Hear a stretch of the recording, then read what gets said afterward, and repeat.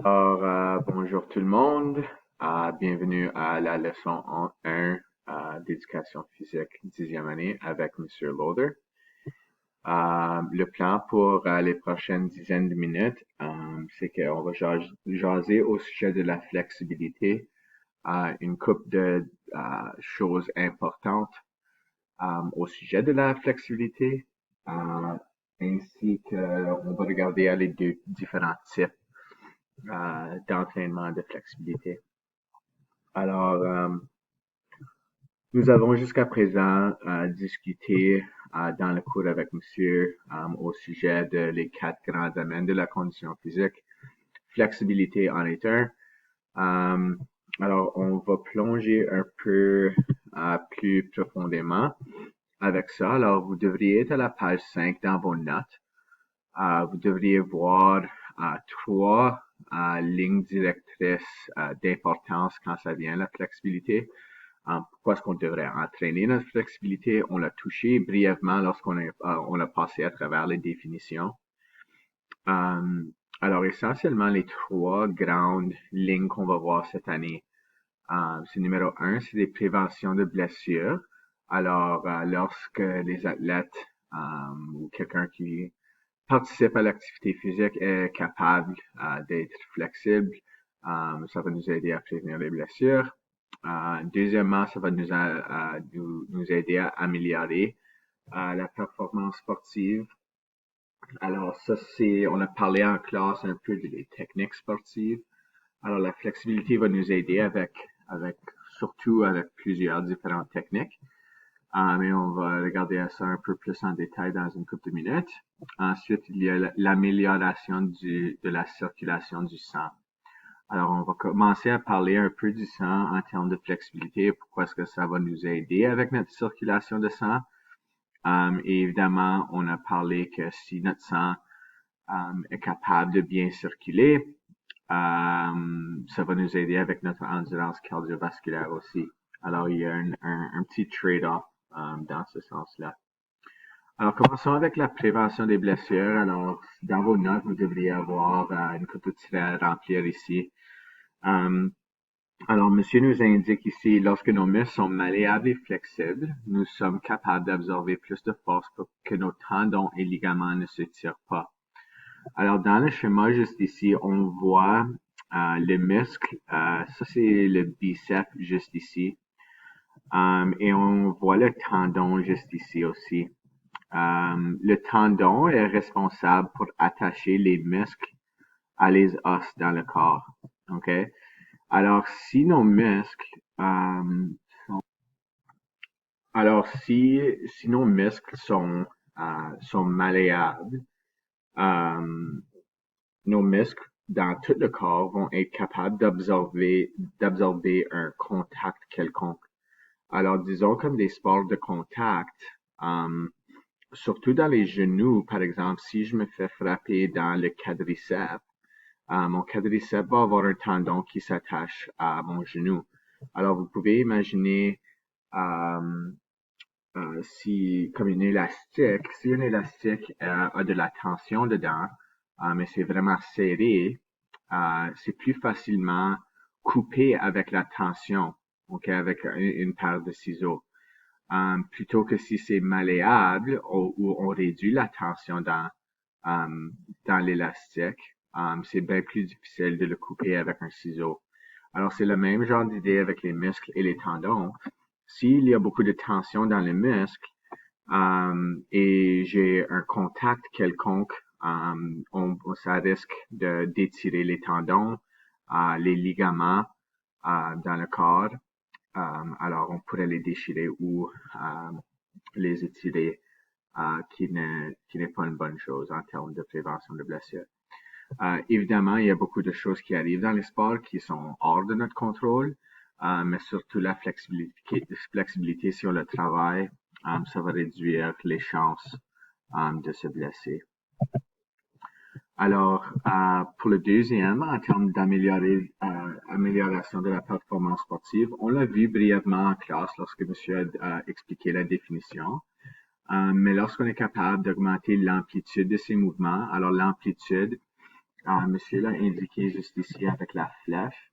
Ça, c'est la longueur du mouvement. Alors ça serait l'amplitude du lanceur alentour de son épaule. Alors, vous voyez, le lanceur est capable de rejoindre son épaule extrêmement loin, qui va nous aider à maximiser la force pour exécuter plusieurs techniques. OK? Alors, la force est évidemment quelque chose qui est extrêmement important dans beaucoup d'activités physiques. Alors, lorsque l'amplitude de mes mouvements sont larges, j'ai plus de temps à produire de la force dans plusieurs différentes techniques. So, le lancer en est un qui est extrêmement commun. Si on pense au sport de raquette, ça pourrait être comme des smash, un service au tennis, un smash au badminton, plusieurs différentes choses comme ça. Alors, juste en termes de performance, aussi, on peut penser même à quelqu'un qui court. Alors, si je suis une personne qui est intéressée à courir, si je suis capable d'être flexible dans l'amplitude de mes hanches, dans l'amplitude de mes genoux, je vais être capable de couvrir une plus longue distance comparé à quelqu'un qui est rigide dans l'amplitude alentour de les articulations. Okay?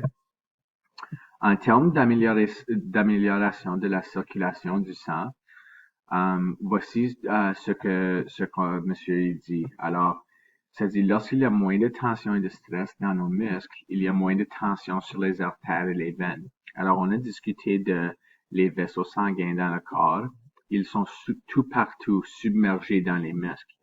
Alors, monsieur, ici, vous pouvez voir un beau vaisseau sanguin, une belle artère qui n'a pas de tension dedans.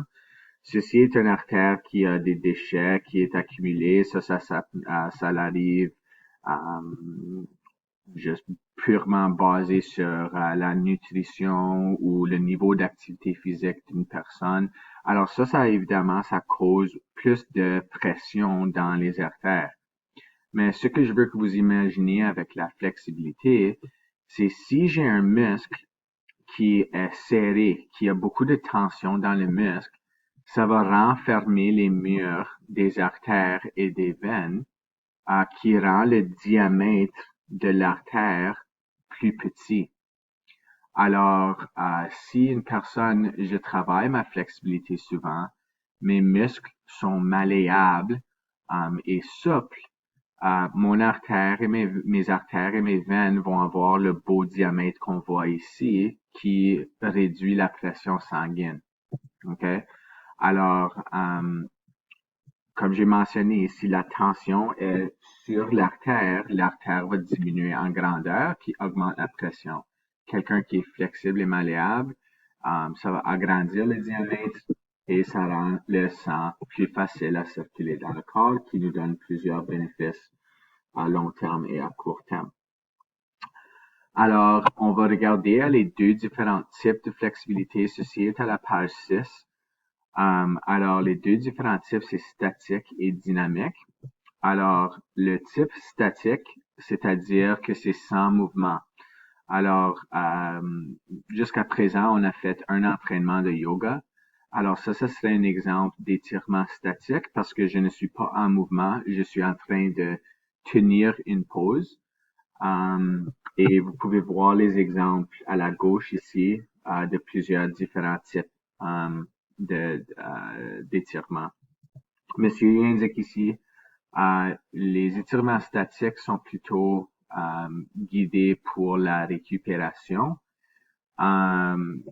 C'est-à-dire que lorsque je suis en douleur de temps en temps, à cause d'un entraînement, possiblement mes muscles sont en train de récupérer, je vais faire des étirements statiques et ce que ça fait, c'est que ça promouvoit la circulation du sang vers le muscle qui est en douleur.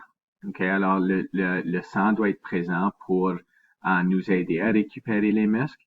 Alors, souvent, on entend ça à des entraîneurs, à des trainers qui vous disent stretch it out après que vous avez fait de l'exercice. pour la récupération de muscles. Maintenant, le type dynamique, ça c'est des étirements avec mouvement. Alors, par exemple, ici, ça serait un exemple d'étirement dynamique du quadriceps lorsque je botte le pied en arrière et de l'ischio-jambier lorsque je botte mon pied vers en avant. Ça, c'est plutôt pour la préparation sportive. Alors, avant que je vais faire un entraînement ou je vais jouer à un sport, je vais faire des étirements dynamiques pour réchauffer mes muscles, pour éviter des blessures, préparer les muscles pour faire de l'activité physique. Parce que comme vous savez, lorsqu'on est réchauffé, on bouge mieux, on bouge plus vite, et c'est à peu près tout. Alors, j'espère que vous passez une excellente journée. Aucun devoir à compléter, c'est juste les tirets que vous avez besoin de compléter pour les notes. On se reprend la semaine prochaine. Bonne journée, vous autres.